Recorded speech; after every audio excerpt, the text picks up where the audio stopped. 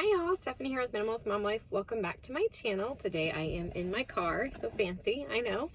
But I wanted to give y'all a video on minimalism as your kids get older. And this has been a requested video. I did a chores video on keeping your house clean with kids as they get older a few months ago.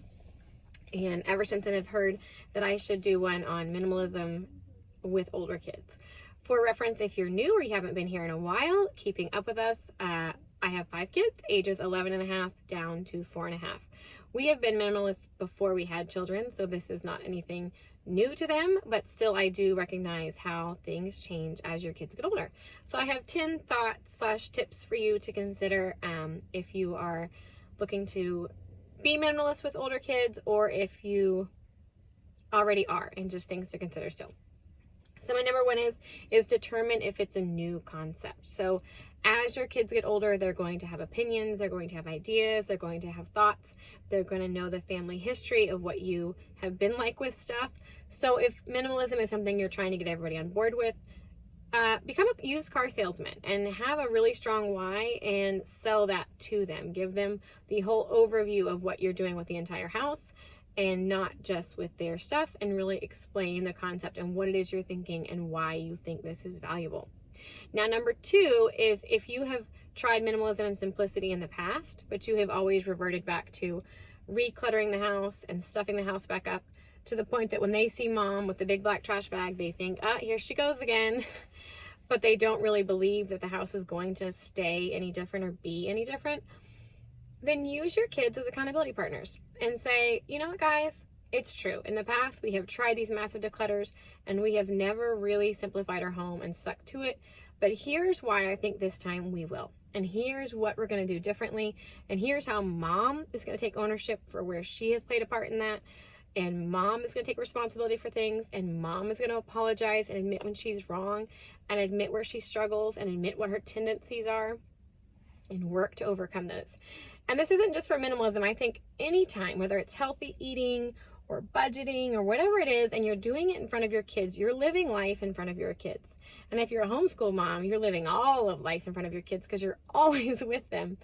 Use that as a teachable moment. Use that as a moment to show humility, to show how to ask for forgiveness, to show how to admit that you're wrong, and to show how to improve and continue to get better at life.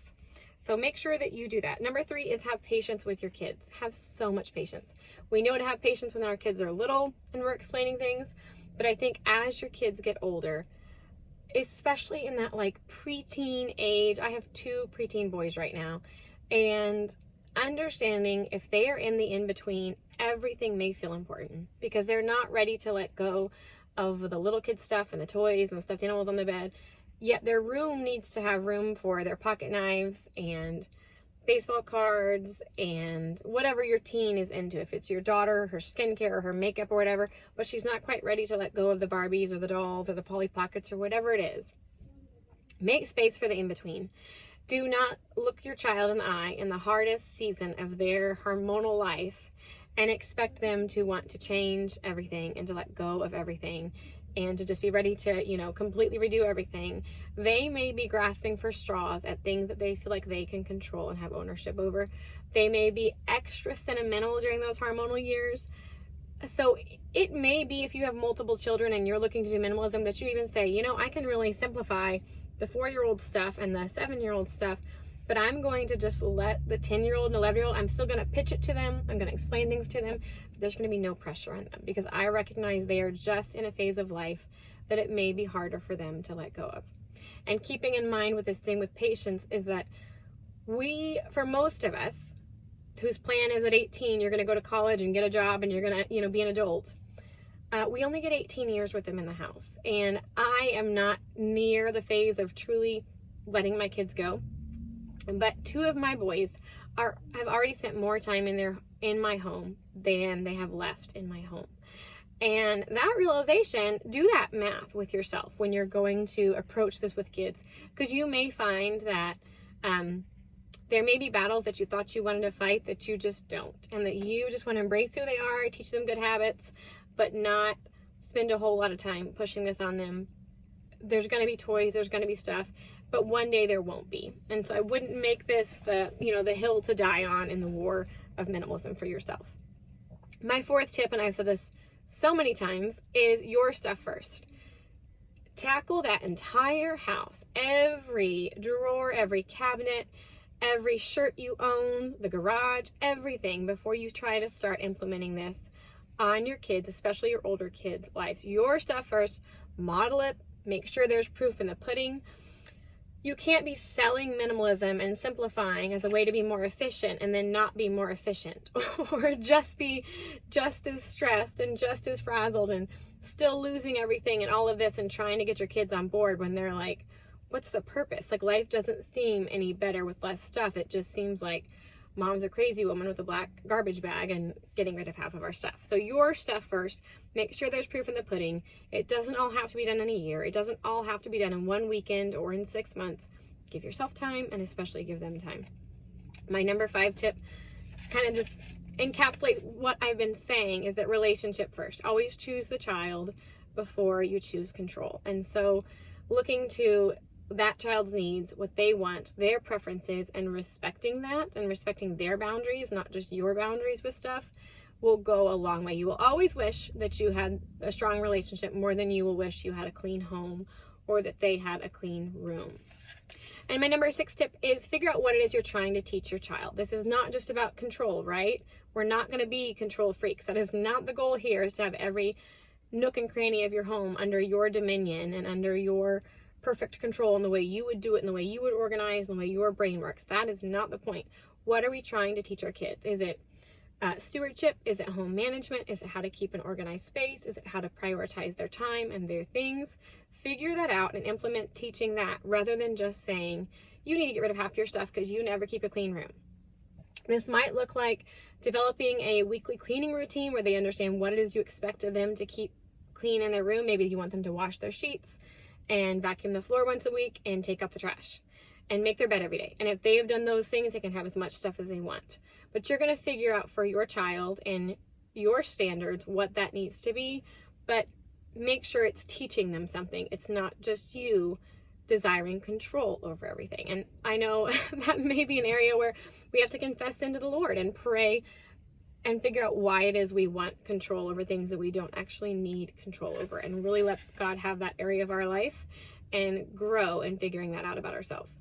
My number 7 tip is to give them a budget. If they're working, if they're a teenager and they're working, or a young person and my boys have little side businesses, then they still need a budget. We're going to give, save, spend. You're not going to spend all of your money bringing in more stuff.